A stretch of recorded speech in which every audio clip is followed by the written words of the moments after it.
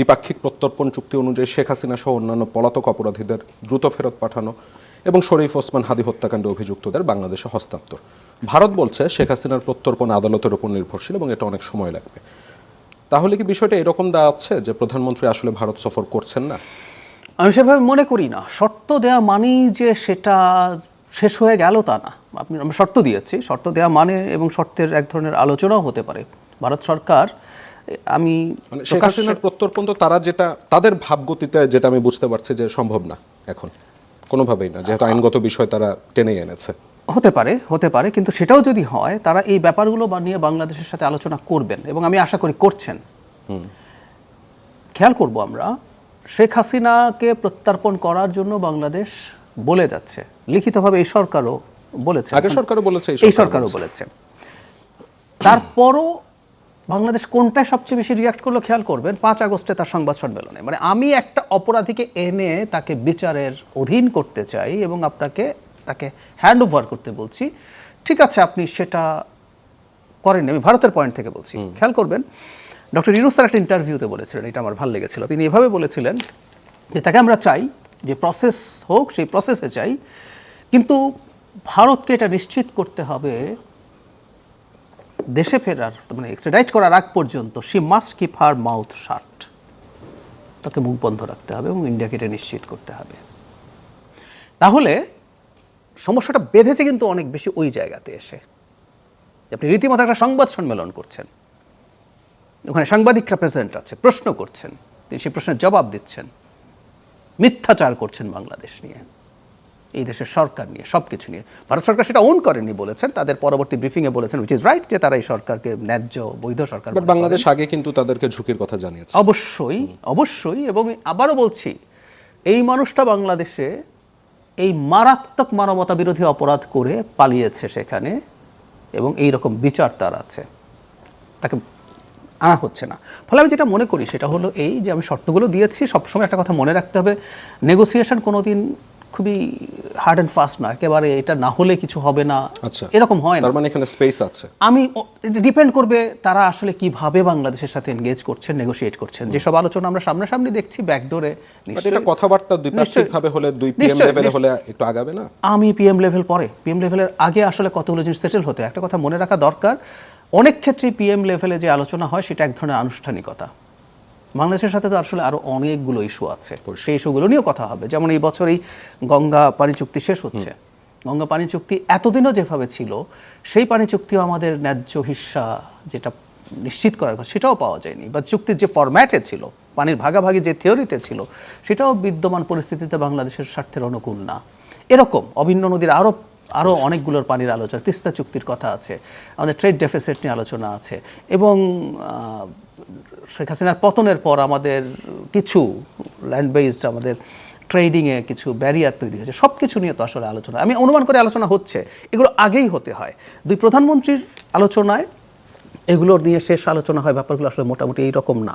যেটা নিয়ম বেসিক সেটা হচ্ছে দুই প্রধানমন্ত্রীর হয়ে তার একটা নেগোসিয়েশন টিম থাকে। ধরুন আমাদের পররাষ্ট্র মন্ত্রণালয়ে মাননীয় প্রধানমন্ত্রীর নির্দেশনা নিয়েই আলোচনা করবেন, তাদের পররাষ্ট্র মন্ত্রণালয়েও ব্যাপারটা এভাবে করবেন। তো সেইভাবে এখন ভারত যেভাবে বলছে দুই প্রধানমন্ত্রী বসলেই, বা তাদের হাই কমিশনার যেভাবে বলছে, ব্যাপারটা এটা সঠিক পথ না। ওকে, আমি কিছুদিন আগে সালাউদ্দিন সাহেব অর্থাৎ স্বরাষ্ট্রমন্ত্রী, তাকে বলতে শুনলাম, আমি দর্শকদের সুবিধার্থে কোট আনকোট করছি, তিনি বলছে আমরা আপনাদের সঙ্গে সম্পর্ক রাখবো, তার মানে এই নয় যে আপনারা হাসিনা কার্ড খেলবেন, আবার বাংলাদেশের সঙ্গে বন্ধুত্বপূর্ণ সম্পর্কও চাইবেন। এ দুটো বিষয় একেবারেই বিপরীতমুখী। বাংলাদেশ কি এখন ভারতকে তীব্রভাবে অবিশ্বাস করছে? আমি অবিশ্বাস করছি এভাবে বলবো না, কিন্তু তাদের আচরণে সেই রকম এক ধরনের ইন্টারপ্রিটেশন হতে পারে। আমি মুখে যা বলছি, মানে ধরুন আমরা এভাবে যদি দেখি, ইন্ডিয়া সরকার যেভাবে মাননীয় প্রধানমন্ত্রীকে সফরের জন্য নিতে চাইছেন, তারা আন্তরিক এবং সিরিয়াসলি চাইছেন, এটা একদিকে আপনার মনে হবে। অপরদিকে আপনি এমন একটা কাজ করতে অ্যালাউ করছেন এমন একজনকে, যাকে নিয়ে আমাদের প্রচণ্ড রকম সমস্যা আছে। আপনি খেয়াল করবেন, ইন্ডিয়া রাইটলি একটা কথা বলেন যে বাংলাদেশের মাটিতে বা বাংলাদেশের দিক থেকে কখনো ভারতের নিরাপত্তা পরিপন্থী কোনো কিছু যেন না হয়। এটার সাথে অ্যাগ্রি করি এই বক্তব্য। আমি পাল্টা যদি বলি, বাংলাদেশেরও কি একই জিনিস চাওয়া উচিত না? আমার রাষ্ট্রের সিকিউরিটি ডিসরাপ্ট করে এমন কোনো এলিমেন্ট ভারতে থাকতে পারে না। আমি এটা শুধু আমাদের পার্বত্য অঞ্চলে যারা করার চেষ্টা করছে তারা ভারতের যাচ্ছে কি যাচ্ছে না সে আলোচনা করছি না। শেখ হাসিনা বাংলাদেশের একটা আস্ত সিকিউরিটি থ্রেট হয়ে বসে আছেন, তার সাথে হাজার হাজার নেতাকর্মী আছে, তারা সেখানে বসে আছে এবং উনি ওখানে বসে প্রকাশ্যে বাংলাদেশে ভায়োলেন্স ইনস্টিগেট করেছেন, তার এই 5 তারিখের আগের বক্তব্যে আছে। তো সেটা যদি হয়, আমার সিকিউরিটি থ্রেটকে এন্টারটেইন করা হচ্ছে টু সাম এক্সটেন্ট, এই ইন্টারপ্রিটেশন যদি কেউ করেন, উইল ইট বি দ্যাট রং? ফলে মানে স্বরাষ্ট্রমন্ত্রী যেভাবে বলছেন যে এক ধরনের কার্ড খেলার প্রবণতা ইন্টারপ্রিট করা যেতে পারে, তার চাইতে জরুরি কথাটা বলছি, আন্তরিকতা প্রতিটা জায়গায় একসাথে আন্তরিকতা হতে হবে। ব্যাপারটা এরকম হওয়া উচিত না। আমার একটা উদাহরণ মনে পড়লো, মমতাজুদ্দিন আহমেদের একটা ফানি গল্পের বইতে এরকম ছিল যে এক রানী কলা খেতে খুব পছন্দ করেন, তো ওই রাজ্যে কলা গাছ নেই। এখন রাজা অনেক খুঁজে খুঁজে এক রাজ্য পেলেন, ওই যে রাজ্য থেকে কলা আনা হতো তার জন্য, তো ওর কাছে গেলেন যে আমাকে একটু কলা গাছ দাও। তো ওই রাজ্যের রাজা চিন্তা করলেন, আচ্ছা কলা তো আমি এক্সক্লুসিভ ছিলাম, ওকে যদি কলা গাছ দিয়ে দেই তাহলে তো ও যদি অনেক কলা হয়ে যায় আমার তো ডিমান্ড কমে যাবে। তো বললো ঠিক আছে, রাজার সাথে সম্পর্কের স্বার্থে বললো ঠিক আছে আমি কলা গাছ দেবো, কিন্তু সাথে একটা বানর নিতে হবে, মানে কলা গাছ যেন খুব না বাড়ে, কলা গাছও থাকবে কিন্তু বানর কলা কমিয়ে রাখবে খেয়ে। সো গাছ দিলাম সাথে একটা বানর দিলাম, এটা হলে আসলে জিনিসটা প্রবলেম্যাটিক হয়ে যায়। সো এই আচরণের ক্ষেত্রে এই ধরনের একটা ইন্টারপ্রিটেশনের সুযোগ আছে এবং আমি বিশ্বাস করি, আবার আমি এটা মনে করি না ভারতের মতো এরকম একটা রাষ্ট্র এই নতুন বাস্তবতা বুঝতে পারছে না, এবং এটা যত দ্রুত তারা বুঝতে পারেন। কারণ আমরা যেটা ভেবেছিলাম এই সরকার শপথ গ্রহণ করার পর থেকে এই রিঅ্যালাইনমেন্ট দ্রুত হবে, কারণ এটা তাদের মুখেই ছিল। ডক্টর ইউনূসের সরকারের সময় তারা বলছিলেন যে এটা স্বল্পমেয়াদী সরকার, এটার অনেক রকম পাওয়ার সেন্টার আছে, আমরা বুঝতে পারছি না কার সাথে এনগেজ করতে হয়, রাদার আমরা নির্বাচিত সরকারের সাথে করব, সবই বললেন। কিন্তু আমরা পরবর্তীতে যেহেতু সেটা হলো না, আমরা আশা করতে চাই আর বেশি দেরি না করে তারা এই ব্যাপারগুলো বুঝতে পারবেন। আর দুটো রাষ্ট্র যখন এনগেজ করবে, কার মূল সেন্সিটিভিটি কোন জায়গায়, হতে পারে শেখ হাসিনা সার্ভড ইন্ডিয়া লট, হতে পারে তাকে তার আশ্রয় দিয়েছেন, ভারতে দেখলাম দলমত নির্বিশেষে তাকে আশ্রয় দেওয়ার ক্ষেত্রে ঐক্যমত্য আছে, মানলাম। কিন্তু যখন আপনি আরেকটা রাষ্ট্রের সাথে এনগেজ করবেন, যিনি এখানে মারাত্মক রকম একটা মানবতা বিরোধী অপরাধ করে পালিয়েছেন, এবং এটা শুধু জুলাইতে না, আমরা যদি এই রাষ্ট্রকে ধ্বংস করার আলাপ করলাম 15 বছর ধরে যা যা হয়েছে তা করে গেছেন, সো আমাদের সেন্সিটিভিটি আছে শেখ হাসিনা নিয়ে, এটা তাদেরকে ফিল করতে হবে। আমি রিসেন্টলি ভারতের একজন সাবেক কূটনীতিক, সিনিয়র কূটনীতিক বিনা সিকটির একটা ইন্টারভিউ পড়ছিলাম, আমি আবার দর্শকদের সুবিধার্থে ওনাকে কোট আনকোট করি। তিনি শেখ হাসিনার প্রত্যর্পণের দাবির সঙ্গে প্রধানমন্ত্রী তারেক রহমানের ভারত সফরকে যুক্ত করার বাংলাদেশের যে বিষয়টি তা নিয়ে বিস্ময় প্রকাশ করে তিনি পরবর্তীতে পররাষ্ট্র মন্ত্রণালয় যেই প্রতিক্রিয়াটি দেখেছিল তাকে অত্যন্ত রূঢ় এবং ঔদ্ধত্যপূর্ণ এই শব্দ দুটি ব্যবহার করেছেন, এবং তিনি বলেছেন যে এ ধরনের বক্তব্য একেবারেই গ্রহণযোগ্য নয়। এবং তারপর তিনি বলেছেন যে তারেক রহমানের ভারত সফরের জন্য সময়টা খুবই সীমিত, এবং এই যে বাংলাদেশের দুটি শর্ত দিয়ে দেওয়া বা শর্তগুলো দিয়ে দেওয়া তাকে একেবারে অপ্রয়োজনীয় এবং কূটনৈতিক শিষ্টাচার বহির্ভূত বলছেন। এ ধরনের বক্তব্যগুলোকে আপনি কিভাবে দেখেন? আপনি যার নাম বললেন আমি আর নাম বলছি না, এরকম আরও 3 জন মানুষ অন্তত আছে, নামগুলো আমার মুখস্থ আছে, যারা একটা সময় বাংলাদেশের হাই কমিশনার হিসেবে দায়িত্ব পালন করে গেছেন, তিনিও তাই ছিলেন। তাদের বক্তব্য শুনে আমি খুব অবাক হই যে বক্তব্যগুলো আওয়ামী লীগের কেউ দিচ্ছে কিনা। এটা এখন না, এটা ইনফ্যাক্ট ইন্টারিমের সময় থেকে আমি দেখেছি, বা তার আগেও যখন নির্বাচন নিয়ে বাংলাদেশের নানান কথাবার্তা হচ্ছে, শেখ হাসিনার মাফিয়াতন্ত্রের বিরুদ্ধে আমরা কথা বলছি, তখনও আপনি যার নাম বললেন ইনি সহ আরও 3 জন, তারা ক্রমাগত চেষ্টা করেছেন শেখ হাসিনা বা আওয়ামী লীগের পক্ষে ন্যারেটিভ উৎপাদন করে যাওয়া। সুতরাং উনি যেটা বললেন এটাকে আমি একেবারেই ধর্তব্যের ব্যাপার মনে করি না। তবে একটা শব্দ নিয়ে আমার একটু কথা আছে, ঔদ্ধত্যপূর্ণ, রূঢ় এবং উদ্ধত্যপূর্ণ। ঠিক আছে, রূঢ় এবং উদ্ধত্যপূর্ণ। আমি মনে করি স্টেটমেন্টটা স্ট্রং ছিল, আর ঘটনাটা একটা স্ট্রং স্টেটমেন্ট ডিজার্ভ করে, এটা খুব জরুরি কথা। দ্বিতীয় কথা হচ্ছে ঔদ্ধত্যপূর্ণ ওনার মনে হতে পারে। হতে পারে কেন জানেন? ওই যে বললাম 15 বছর আপনি কেমন বাংলাদেশকে দেখেছেন? 15 বছর এমন একটা বাংলাদেশকে দেখেছেন যে দেশের প্রধানমন্ত্রী মাথা নিচু করে বসে থাকেন ইন্ডিয়ার সামনে বা আরও দেশগুলোর সামনে, রাষ্ট্রের স্বার্থ বা অন্য কোনো কিছুর বিনিময় ছাড়াই। এটা কিন্তু শেখ হাসিনার দোষ শুধু তা বলছি না। আমরা যদি ডিসাইড করি কোনো দিন, রিপিট, যে আমরা নির্বাচন ম্যানিপুলেট করে ক্ষমতায় থাকবো, তখনই দেখবেন আমার মাথায় হেঁট হওয়া শুরু হবে, কারণ তখন আমাকে ক্ষমতায় থাকার জন্য এই বৃহৎ শক্তিগুলোর সাথে কম্প্রোমাইজ করতে হবে। ফলে তিনি বাংলাদেশের সরকার প্রধানের বা সরকারের যে স্টেটমেন্ট দেখে অভ্যস্ত, সে তুলনায় আমাদের স্টেটমেন্টটা কি ঔদ্ধত্যপূর্ণ ছিল? উত্তর হচ্ছে না, এটা স্ট্রং। আমি এটা মানি, একটা স্ট্রং স্টেটমেন্ট একটা রাষ্ট্র দিতে পারে তো, যদি সেটা ডিজার্ভ করে, একটা স্বাধীন সার্বভৌম রাষ্ট্র এটা করতে পারে। কিন্তু ওই যে বললাম, উনি তো মানে দাসসুলভ রিয়াকশন দেখে অভ্যস্ত, দাসসুলভ আচরণ দেখে অভ্যস্ত, ফলে সাধারণ আচরণটা এখন তার কাছে তার মানদণ্ডে অধ্যর্থপূর্ণ হয়ে গেছে। এটা ভারতের অনেকের মধ্যে আছে। আবার একই সাথে আমি যোগ করতে চাই, উইচ ইজ ভেরি ইম্পর্ট্যান্ট, ভারতের মেইন স্ট্রিম মিডিয়াতে অনেক কমেন্টেটর কিন্তু ভারত যেভাবে আচরণ করছে এটার বিরুদ্ধে কথা বলছেন, যে শেখ হাসিনাকে স্পেয়ার করেই, তাকে কন্টেইন করেই বাংলাদেশের সাথে সম্পর্কের ব্যাপারটা ইন্ডিয়াকে মেনে নিতে। আমি বেশ কিছু এডিটোরিয়াল দেখেছি লিডিং নিউজ পেপারসে, আমি বেশ কিছু অপিনিয়ন দেখেছি যারা এগুলো লিখছেন এবং বলছেনও অনেকেই। তো ওইটাও এখন বরং আস্তে আস্তে আমি সেটাকে মেইন স্ট্রিম হয়ে উঠতে দেখছি, শেষ একটা প্রশ্ন করে বিরতিতে যেতে চাই। তারেক রহমান সব মিলিয়ে শেষ নাগাদ কবে যেতে পারেন আসলে ভারতে, এ সম্পর্কে কি কোনো তথ্য দেওয়া যায়? না, এটা আসলে কোনো স্পেসিফিক সময় বলা কঠিন হবে। এবং ভিনা সিকরি যে বলছেন সময়টা খুব সীমিত, আসলে কি খুব সীমিত? আমি সীমিত হওয়ার কোনো কারণ দেখি না। এটা আবার একটু বলে রাখা ভালো, জনাব ত্রিবেদী হাই কমিশনার একটা কথা বলছেন যেটা আমরা খুব বলতাম, উনি এবার দেশে আসার পর কথাটা বলেছেন। না, আগে শুধু আমাদেরকে বলা হতো আমরা এতই দুর্বল যে আমরা ইন্ডিয়ার সাথে স্লেভ হিসেবে থাকাই ভালো হবে, বিকজ ওই যে সেই বিখ্যাত উক্তি জিও পলিটিক্সের, আপনি বন্ধু পরিবর্তন করতে পারেন কিন্তু প্রতিবেশী পরিবর্তন করতে পারেন না। কথাটা কিন্তু উল্টা দিক থেকেও সত্য, এটাও বুঝতে পারতে হবে। আমরা যেমন পারবো না, তারাও পারবেন না।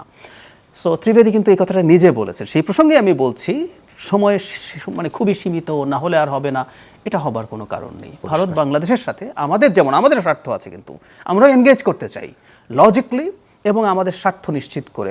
ভারতের এই চাওয়াটা থাকবেই, এটা থাকা উচিতই হতো। ভারতের ইস্যু নিয়ে অনেক কথা হচ্ছিল, আর একটাই ভারত নিয়ে প্রশ্ন করতে চাই। ভারত সম্পর্কে একটি অভিযোগ আপনারাও করে থাকেন, অনেকেই করে থাকেন, যে ভারতের সাথে গেল সরকার সমতা এবং মর্যাদার ভিত্তিতে সম্পর্ক এগিয়ে নেয়নি এবং দেশ এবং জনগণের কথা না ভেবে জাতীয় স্বার্থকে ক্ষুণ্ণ করে অনেক কর্মকাণ্ড পরিচালনা করেছে।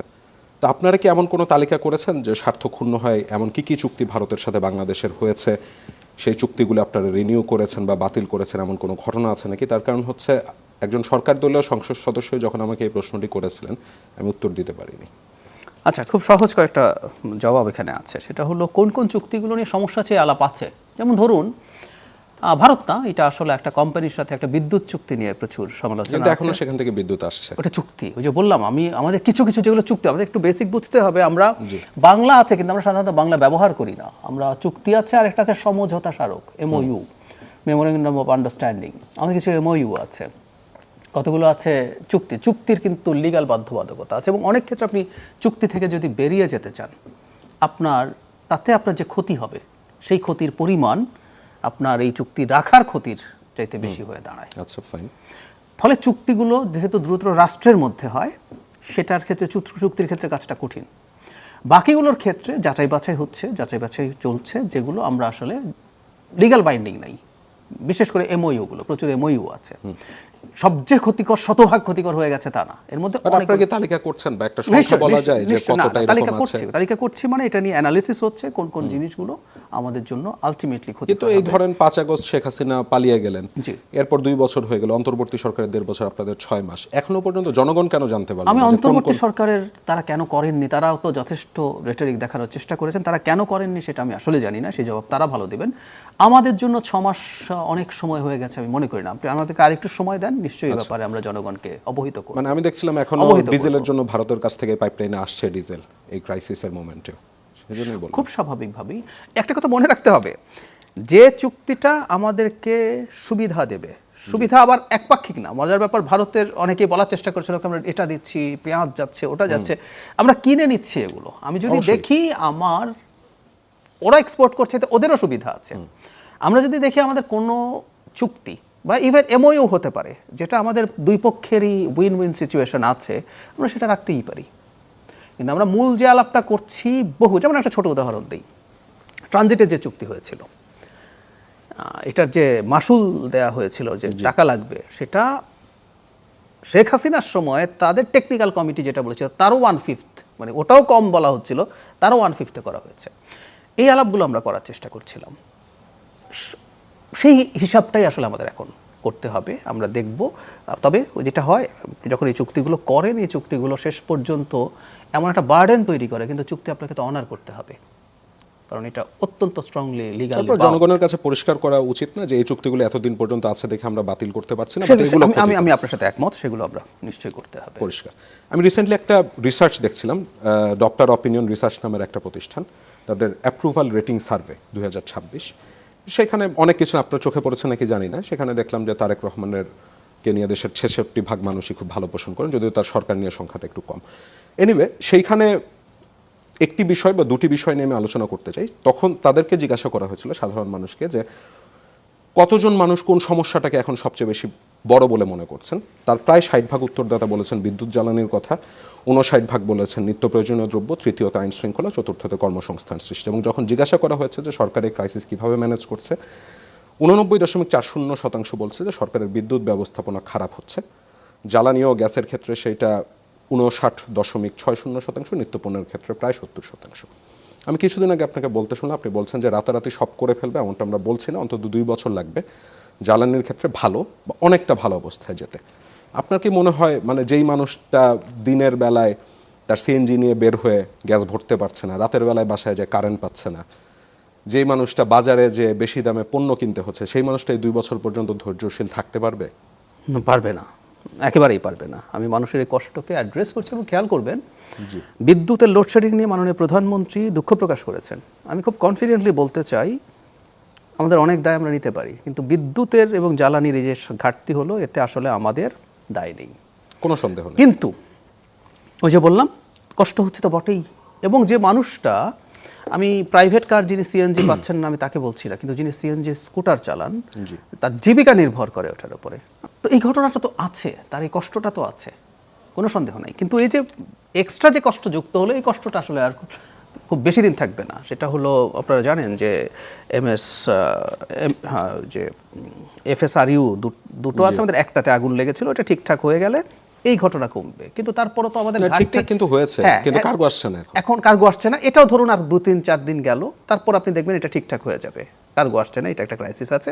এরপর জুলাইয়ের শেষ দিকে শুনেছিলাম আগস্টের শুরু বা 10 তারিখের মধ্যে শেষ হবে, সংকট আর কাটছেই না। আচ্ছা, ধরলাম আমি আপনার সাথে একমত যে আরও 4-5টা দিন, আপনি হিসাব, ওই কার্গোর জন্য আপনি যদি হিসাব করেন, আর 4-5টা দিন পর মোটামুটি ঠিক হবে। কিন্তু ওই যে 2 বছর কেন বলছি, আপনি জ্বালানি নিউজ নিয়ে কাজ করেছেন, আপনি খুব ভালোভাবেই জানেন যে আমাদের চাহিদার যে পরিমাণ চাহিদা আছে 380 কোটি ঘনফুট যদি আমরা বলি ডেইলি, 270 এলএনজি সব ঠিকঠাক দেওয়ার পরও ওটা 270 110 আমার গ্যাপ থাকে। তার মানে খেয়াল করুন কত বড় গ্যাপ ছিলই।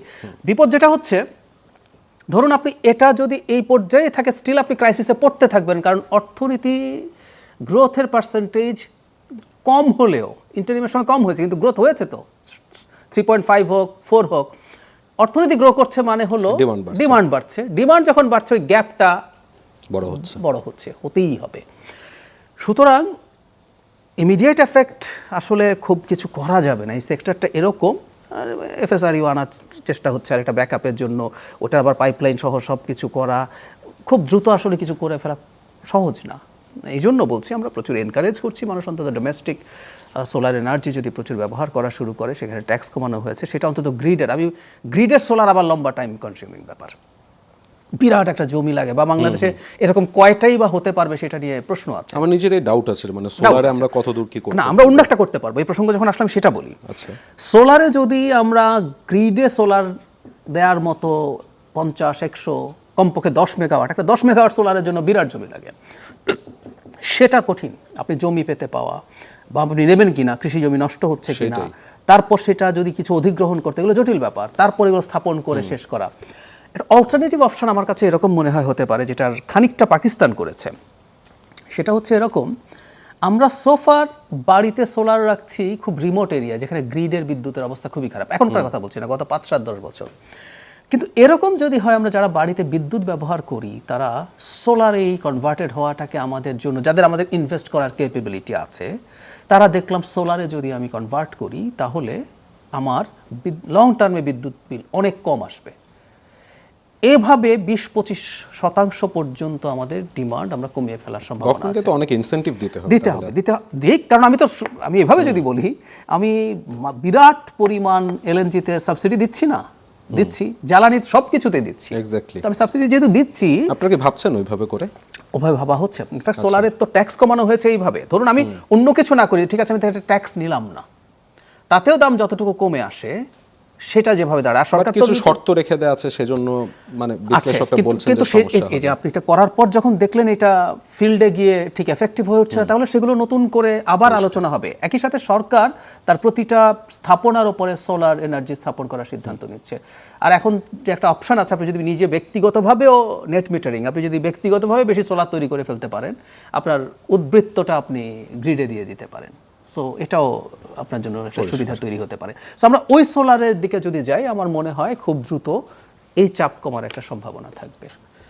জ্বালানি ও বিদ্যুৎ সংকটের যেই সমস্যা, এটা সমাধান অনেক দীর্ঘমেয়াদী। এটা মানে যে কেউ পরিষ্কার বুঝতে পারার কথা যে একটু লেখাপড়া করবে।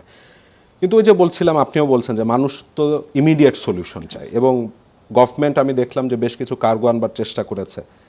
কেন আসলো না, সমস্যা হলে সেটা আমি এখনো পর্যন্ত বুঝতে পারছি না। এবং সেই কার্গোগুলি না আসবার কারণে সামিট ঠিক হয়ে গেছে, তার বয়লার ঠিক হয়েছে, সেটা সাপ্লাই দিচ্ছে, কার্গো না আসার কারণে এক্সিলারেট দিতে পারছে না, যে কারণে এখন সমস্যাটা হলো। মানে কার্গোনি এলএনজির ক্রাইসিস এই মুহূর্তে আসলে সংকটটা কিভাবে তাহলে কি করবেন? अगेन যেমন আমি বলি, একটু পেছনে যদি যাই, এলএনজির ক্রাইসিস শুরু হয়েছে 2022 সাল থেকে। মানে পৃথিবীতে এলএনজি করার মতো রাশিয়া ইউক্রেন যুদ্ধের পর থেকে প্রচুর অপশন নাই তা না, কিন্তু একটা কি পরিমাণে এলএনজির ডিমান্ড আছে সেটার উপর এটা স্থাপনা নির্ভর করে। ওই যুদ্ধের পর ইউরোপের উপরে চাপ তৈরি হলো, তাদের ইকোনমি যেন রাশিয়ার ইকোনমিকে সাপোর্ট না করে। রাশিয়া তো পাইপলাইনে করে গ্যাস সাপ্লাই করতো নর্থ স্ট্রিম 1-2 দিয়ে, তাতে যেটা হয় অনেক সস্তায় গ্যাস পাচ্ছিল ইউরোপ। যুদ্ধের কারণে যেহেতু দে ডিসাইডেড, নর্থ স্ট্রিম 2 তো ঠিকমতো অপারেশনাল হতেই দেয়নি তারা যখন এই সিদ্ধান্ত নিল, তখন অনিবার্যভাবেই তাদের, বিশেষ করে তাদের হিটিং সিস্টেম পুরোটা ডিপেন্ডেন্ট ছিল গ্যাসের উপরে। তারপর তারা খুব দ্রুত তারাও ক্রেতা হয়ে উঠলো এলএনজির, এবং তখন থেকেই এলএনজির দাম বাড়তে শুরু করে, তারপরে ক্রাইসিস হতে শুরু করে। সর্বশেষ এই যুদ্ধের কারণে শুধুমাত্র যে হরমুজ স্ট্রেইটের সমস্যা হয়েছে তা না, কাতার, বাংলাদেশের সাথে লং টার্ম চুক্তি কাতারের ছিল, কাতারের অন্তত দুটো, এর মধ্যে একটা খুবই বড় তাদের স্থাপনা যেখানে এনার্জি কনভার্টেড হয়, এটা নিয়ে প্রচুর নিউজ আছে যে এটা ঠিক মানে ফাংশনিং হয়ে উঠতে 2-3 বছর লেগে যেতে পারে। সো এই ক্রাইসিসটা আছে। এই জন্য আমি সরকারের পক্ষ থেকে ব্রিফিং করি এভরি টিউসডে, সেখানেও বলেছি আমরা আসলে জানি না পরিস্থিতি আরও কত খারাপ হতে পারে। এটা খুব খারাপ শোনাচ্ছে যদি ফুল ফ্লেজেড একটা যুদ্ধ বেঁধে যায়, আবার হরমুজ স্ট্রেইটে যদি ক্রাইসিস হয়। শুধু তাই না, বাব আল মানদেব স্ট্রেইটেও হুথিরা যদি, ওখানেও আমরা এখানে 25% মতো সব রকম জ্বালানি, ওখানে 12% মতো জ্বালানি পরিবাহিত হয়। সব কিছু যদি আমরা একত্র করি, সিচুয়েশন ঝুঁকিপূর্ণ, এবং এই ঝুঁকিতে আমরা আসলে শর্ট টার্ম কী করব। যেমন আমি স্থলভাগের গ্যাস আছে, একটা আছে আমাদের ভোলায় আবিষ্কৃত গ্যাস আছে, এখন এটা আমরা কি সেটাও আনা যাচ্ছে না কেন, এটা নিয়েও প্রচুর ডিবেট হচ্ছে। কিন্তু আমরা এটা দ্রুত করব, এটা পাইপলাইনে করি নাকি এলএনজিতে কনভার্ট করে করি। আর আমরা যদি এটা আবার এত না যে আমাদের অনেক চাহিদা মিটিয়ে ফেলতে পারবে, আমাদের প্রচুর প্রমাণিত আনা যাচ্ছে না, কিন্তু আমাদের অন্য জায়গায় যেখান থেকে আমরা ইজিলি গ্রিডে দিতে পারি, আমাদের মোটামুটি সাইসমিক সার্ভে আছে, যেটা দিয়ে আমরা আসলে স্থলভাগে, আমি সমুদ্র সীমার কথা বাদই দিলাম, স্থলভাগেই প্রচুর গ্যাস, একটা মানে অনুমান আছে 40 থেকে 50 TCF ট্রিলিয়ন কিউবিক ফিট গ্যাসের মজুদ আছে 40 স্থলভাগে। আচ্ছা, আমি কয়েকটা স্টাডি দেখেছি, এটা এখন না বেশ আগেই দেখেছি। আমাদের বিদ্যমান ডিমান্ড অনুযায়ী আমাদের ইয়ারলি প্রয়োজন 1.3 or 4 TCF। তাহলে খেয়াল করে দেখলে আমরা দেখব যে লম্বা একটা সময়ের গ্যাস আছে। এটা যে সবগুলো আপনি আবার কমার্শিয়ালি পেয়ে যাবেন তা না, আপনি যখন কূপ খনন করবেন এর মধ্যে একটা বিরাট অংশ হয়তো দেখবেন যে ওখানে গ্যাস আছে ধরুন, কিন্তু এটা তো কূপ খনন করে বুঝতে হয় যে এটা কমার্শিয়ালি ভায়াবল হবে কিনা।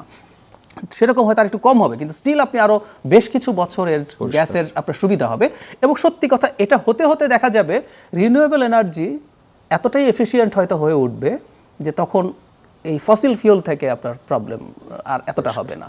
একই সাথে আমরা কোল নিয়ে, ফুলবাড়ি নিয়ে কথাবার্তা হচ্ছে, এটা ডিবেট তো পুরনো আছে, এটা ওপেন পিট হবে নাকি হবে না, তো এটা আমাদের দ্রুত করতে হবে। ফুলবাড়ি নিয়েও তো দেখলাম তর্ক বিতর্ক হবেই, এটা আগেও ওই তর্ক বিতর্কতে ফুলবাড়ি বন্ধ হয়ে গিয়েছিল, কিন্তু আমাদের মাননীয় মন্ত্রী বলেছেন যে এটা নিয়ে আমরা দ্রুত এগিয়ে যাব। এখন আমাদের আসলে কিছু করার নেই। তো এখন এই প্রত্যেকটাই টাইম কনজিউমিং, 2 বছর 3 বছর লেগে যাবে। অন্তত স্থলভাগে যদি আমরা খুবই ভালো গ্যাস ফিল্ড পেয়েও যাই, যেখানে খুবই ভালো রিজার্ভ পাওয়া গেছে, সেটা তুলতে ওই সময় লেগে যাবে। তো এই কারণে এই সময়টা বলা হয়েছে, এবং আমরা ক্ষমা চেয়ে জনগণের কাছে এটা বলার চেষ্টা করছি, দীর্ঘদিনের পুঞ্জীভূত একটা পাপের ফল বলছি আমরা ভোগ করছি। জনগণ যেন এইটুকু দেখে যে আমরা সিরিয়াসলি চেষ্টা করছি কিনা। এক হলো এক্সিস্টিংটাকে ঠিক রাখা, একই সাথে নতুন করে জ্বালানি নিরাপত্তা নিশ্চিত করার জন্য কিছু করছি কিনা। গভর্নমেন্টের কি ক্রাইসিস ম্যানেজমেন্টে ঘাটতি আছে, মানে সবই ভাগ্যের উপর দিয়ে না দিয়ে? না, আমি ঘাটতি আছে বলবো না। যেমন ধরুন আমরা দুটো এফএসআরইও আনলাম, এখন আরও কি আমরা এলএনজি কিনতে থাকবো? এফএসআরইউ তো আমার আগে না, আমি সেটা বলছি না। ধরুন আমি আরো আরো এখন কথা হচ্ছে আনা হবে, কিন্তু আমি এটা সব স্থাপনা এখন যদি কার্গোই না আসে আমার এফএসআরইউ না, এটা একটা এটা একটা জায়গায় আমি বলছি আমি কি করতে পারতাম। ধরুন আগুন লাগিনি, আসার পরই আমি এটা আবার কালেক্ট করলাম যে ঠিক আছে আমি আরো গ্যাস দেব। এই যে আমরা 100 কোটি ঘনফুটের মতো গ্যাস আছে, এটা কি আমরা এলএনজি দিয়ে পূরণ করা অ্যাফোর্ড করতে পারি?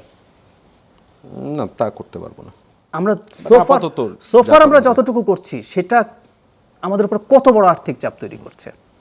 আমরা কি আরেকটা করলে পারবো? এবং আমি নিশ্চিত নই এলএনজির দাম কোন জায়গায় যাবে। আমি মনে করি ব্যক্তিগতভাবে যেটা, সেটা হচ্ছে সংকটটা যতটা আমাদের ম্যানেজমেন্টে খুব বড় সমস্যা হয়েছে তাই না, হয়তো এটা আমি স্বীকার করি, হয়তো আমাদের কমিউনিকেশনে কিছুটা প্রবলেম থাকতে পারে। জনগণকে একটু বোঝানো, জনগণকে একটু ধৈর্যশীল হতে আহ্বান করা, আমাদের আসলে আপাতত কিছু করার নেই। যদিও আমি আপনার সাথে ওই যে শুরুতেই যে কথাটা বললাম, আমরা জনগণকে কি আসলে বোঝানো সম্ভব দিন শেষে যে মানুষটার জীবন জীবিকা নির্ভর করে গ্যাসের ওপরে, যে ইন্ডাস্ট্রিয়ালিস্ট তার গ্যাসের জন্য প্রোডাকশন করতে পারছে না, এবং যখন উনি উনার ক্যাপটিভ পাওয়ার প্ল্যান্ট ছিল, গ্যাস নাই, উনি যখন এটা বন্ধ করলেন তখন তো উনি গ্রিড থেকে বিদ্যুৎ নিতে থাকলেন, ওটাও তো আনইন্টারাপ্টেড আসছে না। ফলে তেলের উপর চাপ বলে আমি দেখলাম তেলের ডিমান্ড হিউজ বেড়েছে ভীষণ। তো এই যদি পরিস্থিতি হয়, আবার তেলের উপর চাপ বাড়তে থাকলে আমাকে তেল আবার ইম্পোর্ট করে, ওখানেও একটা আনসার্টেনিটি আছে। সো এই ক্রাইসিসটা যখন মানুষ ফেস করে, মানুষের জন্য বোঝা কঠিন। স্টিল আমার মনে হয় আমরা কমিউনিকেশনে আরেকটু গুরুত্ব দেয়, আর আমরা জনগণের সামনে এটা বারবার নিয়ে যেতে হবে, এবং আমি আশা করি সরকার সেটা করবে। আমি নিজেও সরকারের অংশ, যে আমরা আসলে মধ্য এবং দীর্ঘমেয়াদী প্ল্যান কি করছি এগুলো জনগণকে জানানো। যে আমি 2 বছর বলছি, মানুষকে তো কনভিন্সড হতে হবে, আচ্ছা ঠিক আছে আমি 2 বছর কষ্ট করব, কিন্তু 2 বছরের মধ্যে এই জিনিসগুলো হচ্ছে, এবং আমি 2 বছর পর থেকে ভালো থাকতে শুরু করব। সেই কমিউনিকেশন, তার কারণ এখন আমি দেখিনি আসলে আপনাদের পরিকল্পনা কি। আমরা সেটা দিয়ে করতে চেষ্টা করি। আমি রিসেন্টলি অনেকদিন পরে আপনার ভিডিও দেখছিলাম জাহিদ স্টেকে, জ্বালানি সংকটের দায়কার, যেখানে আপনি এর দায়টা ওই যে বলছিলাম আওয়ামী লীগ সরকারের ঘাড়ে যেমন দিয়েছেন, এবং বলেছেন যে অলিগার্করা তাদেরকে সুবিধা দিতে এই কাজটা করেছে। তো রিসেন্টলি আমরা দেখলাম যে বেসরকারি প্রতিষ্ঠানকে বিদেশ থেকে ক্রুড অয়েল আমদানি করে পরিশোধনের পাশাপাশি পরিশোধিত তেল সরাসরি আমদানি করে বাজারে বিক্রির জন্য নীতিমালা করা হচ্ছে। এটা আওয়ামী লীগ সরকারের সময় দেখেছিলাম, তখন সেটা অপরিশোধিত ছিল, এবার পরিশোধিতটাও করা হয়েছে, এবং সেই সাথে বিদ্যুৎ বিতরণটাও সরাসরি বেসরকারি খাতে, ডিস্ট্রিবিউশন খাতে দিয়ে দেওয়া হচ্ছে। এবং এক্ষেত্রে মন্ত্রীর মন্তব্যটা আমি সরাসরি কোট আনকোট করি, তিনি বলছেন ডিস্ট্রিবিউশনটা আমরা প্রাইভেট করতে চাই, এবং prime minister has given the consent, you go had.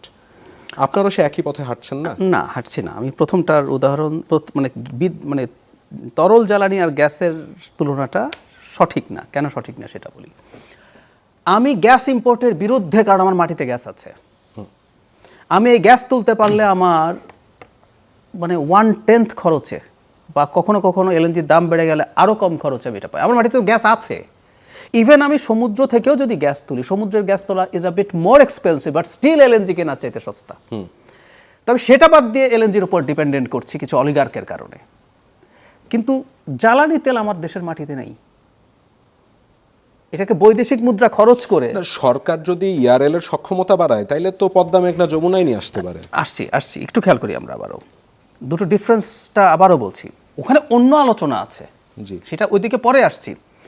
আমি আমার মাটির নিচে সম্পদ রেখে 10, 15, 20 গুণ দামে গ্যাস ইম্পোর্ট করাচ্ছি কিছু অলিগার্ককে দিয়ে। খেয়াল করুন, আমি আমার দেশের মাটিতে আমরা বাপেক্সকে ধরলাম, বাপেক্স কথার কথা তর্কের খাতিরে বলছি, বাপেক্স খুব ভালো কাজ করেছে, তারপরে বলছি সে খুব ভালো করেনি, ধরে নিলাম। আমাদের মাটিতে বিদেশি কোম্পানিরা খুব সাকসেসফুলি স্থলভাগে কাজ করছে না? করছে। বরং বিদেশি কোম্পানি চুক্তি পেয়ে বাপেক্সকে দিয়ে কাজ করিয়েছে সাবকন্ট্রাক্টে, সেই উদাহরণও আছে। আমি সেটা সরিয়ে এলএনজি আনা। আর আমরা যদি তেলের ক্ষেত্রে চিন্তা করি, সরকার যেটা চিন্তা করছে, সরকার তেল কিন্তু ইম্পোর্ট করছে, সরকার বৈদেশিক মুদ্রা দিয়ে তেল ইম্পোর্ট করছে।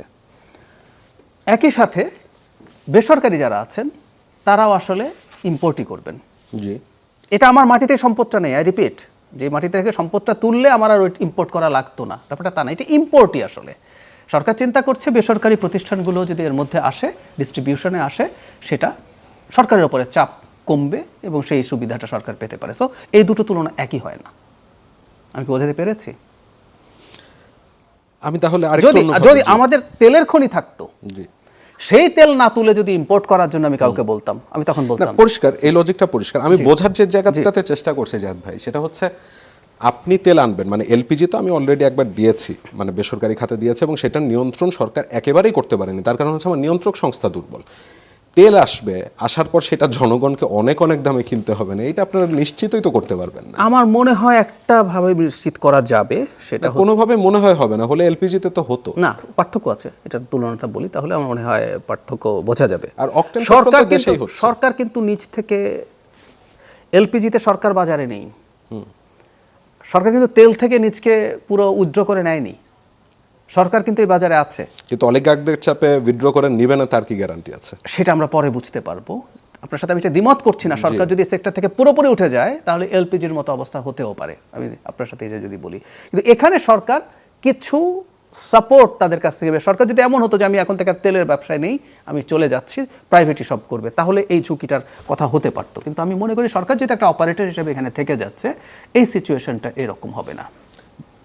এই বেসরকারি প্রতিষ্ঠানগুলি জিম্মি করবে না, তার কি গ্যারান্টি? মানে তারা সবসময় মুনাফার দিকে খেয়াল থাকবে। কিন্তু আমরা তো আসলে পুরো ছেড়েও দেইনি। এলপিজির দামেও সরকারের বিদ্যুতের রেগুলেশন ক্ষেত্রে, বিদ্যুৎ ডিস্ট্রিবিউশনের ক্ষেত্রে যেটা ধারণা করি আসলে সেটা হচ্ছে বিদ্যুৎ ডিস্ট্রিবিউশনেও একই কথা। আপনি খেয়াল করবেন এই আলাপটা ওই সময়টা খুব হয়েছে, যে পরিমাণ মনোযোগ বিদ্যুৎ কেন্দ্র নিয়ে হয়েছে, শুধু কুইক রেন্টাল না, ক্যাপটিভ পাওয়ার প্ল্যান্ট বা ওই যে আইপিপিগুলো যেগুলো হয়েছে, বিশেষ করে যেগুলো গ্যাস ভিত্তিক প্রচুর আইপিপি আছে, এগুলো যেভাবে হয়েছে ডিস্ট্রিবিউশনের দিকে মনোযোগ আসলেই দেওয়া হয়নি। এবং আমরা অনেক সময় যে একটা